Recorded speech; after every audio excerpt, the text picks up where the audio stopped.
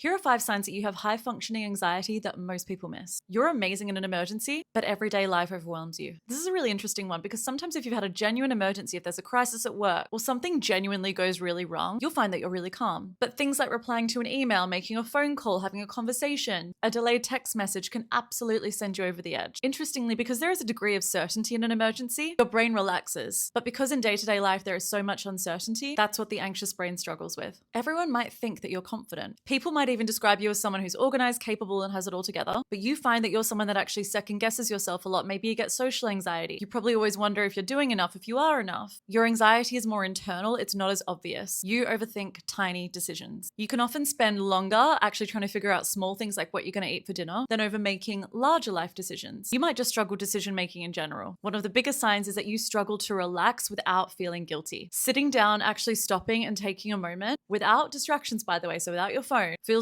genuinely really challenging. You might even think you're being lazy. So instead of resting, you just find that you tend to just do something productive instead. You're able to hold down things like a job. You're able to put an effort into your appearance. Your anxiety is not debilitating, but you just feel like you're in this constant state of survival mode and then you're operating from up here, from a baseline that feels like you're always sort of in survival mode. High functioning anxiety does not mean that you're coping well. What it does mean is that you've got incredibly good at functioning whilst you're still anxious. If this is you and you feel like you've ticked off a few or even all of these, I would highly recommend looking at regulating your nervous system and rewiring your mind. Logically talking about your problems, especially when you have anxiety, is not necessarily the most helpful, but learning to regulate your nervous system, learning to get out of survival mode, learning to train your brain to get out of that primitive part of the brain where you're anxious, overwhelmed, overthinking all the time is truly game-changing and life-changing for you. I do this through EFT and hypnosis, and if you want to learn more and you want to work with me, click the link in my bio.